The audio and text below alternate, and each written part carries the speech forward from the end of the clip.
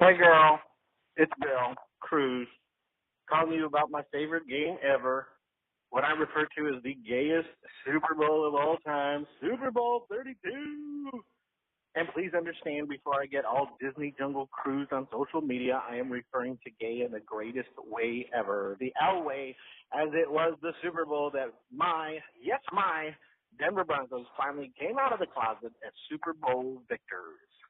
Growing up in Denver, the Broncos were religion, and our God was Republican phenom John Elway, who had already taken Denver to three Super Bowls and lost miserably against the Giants, the Redskins, and the 49ers. And in all those Super Bowls, Elway was pretty much the team. Sure, he had orchestrated the drive, and he was the king of fourth quarter comebacks, but the team had always been just Elway's arm. Then came good old TD Terrell Davis. He was a monster running back, drafted in '95, who really came on the '97 season. That season was crazy for the Broncos because at that time, that then 37-year-old John Elway was now too old to get us to a Super Bowl, let alone win one. For Christ's sake, the man could barely walk. He had the stride of a marionette puppet missing several strings, and he had the hardened face of a man who had been through a horrible divorce.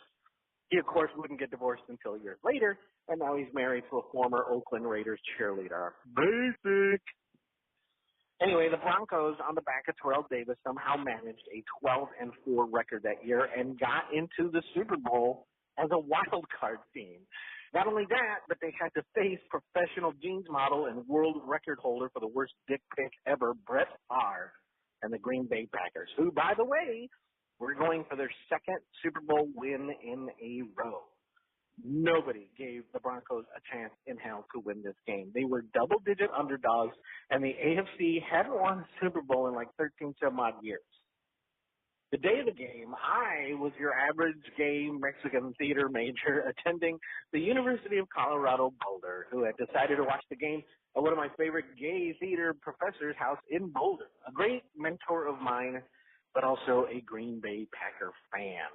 All the CU theater department was there, and all the professors watched the game upstairs, and all the theater students watched downstairs. And out of all the 40 or so people in that house, the only two that were 100% invested in this game were me and my professor. So singer Jewel, dressed as if she had just woken up, sings the national anthem, having her boob almost fall out. So I'm already ticked off. And I also hate the new Bronco uniforms. Green Bay wins the toss, and they score right away, and it feels like it's going to be a long game, and I'm already on my fifth skinny pirate. Cap Morgan, diet, tall, no line. Then Denver gets the ball and scores, tying things up 7-7, and maybe now we got a game. The next Green Bay drive, Denver gets an interception, and as we're about to score and take the lead, Terrell Davis gets what would be described by today's NFL standards, a career-ending concussion. It's so bad, he's literally blinded. But the Broncos medical staff says, it's just a migraine. Knowing he can't see, Broncos coach Mike Shanahan decides what a great time for a fake. He tells Davis, just put your helmet on and run blindly down the field. We won't give you the ball, but the Green Bay defense will just follow you and probably make your head injury worse. And it works. John Elway runs untouched to score the second touchdown, while Terrell Davis is forced to go to the locker room, comically running into every wall on the way. The rest of the first half, without Terrell Davis, the Broncos offense.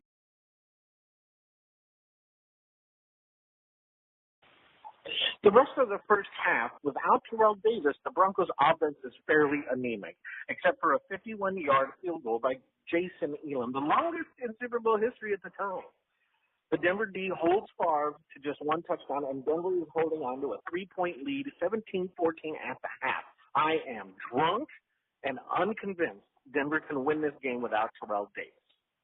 The second half, Terrell Davis is miraculously back, but fumbles the ball almost immediately, and Green Bay kicks a field goal, and now the game is tied 17-all. Denver gets the ball back, and all of a sudden, Terrell Davis is running with a vengeance. Denver gets almost down to the end zone, but now it's 3rd and 6, and we need a first down or a score because we can't settle for a field goal, and then it happens.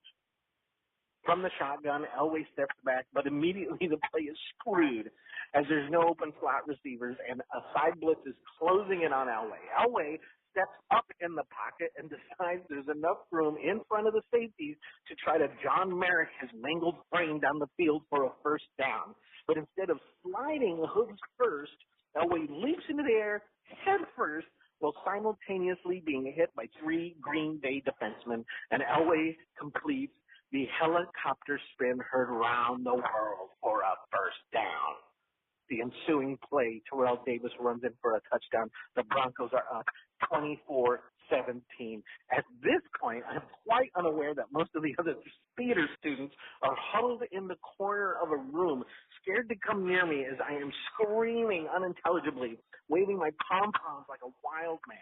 I'm also unaware that I'm so loud that many of the adults upstairs are very concerned about my highly inebriated state, my volume, and the fact that I'm royally upsetting an also very drunk Green Bay fan whose house I am a guest in.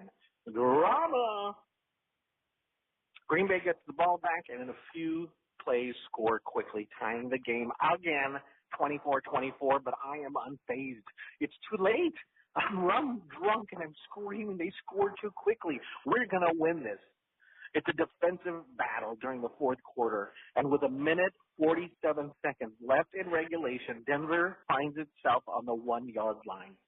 Green Bay's head coach and Andy Reid identical twin Mike Holmgren decides to let Denver score quickly so that Green Bay can get the ball back and allow Brett Favre to tie the game again and go into overtime. This allows Terrell Davis to walk untouched for his 3rd touchdown of the game. Denver is up 31-24. That son of a bitch Mike Holmgren's plan almost fucking worked. Green Bay got down the field. They failed to convert a 4th and 6, and Denver won as time expired. Terrell Davis rightly won Most Valuable Player, but Broncos owner Pat Bowlen announced, "This one's for John."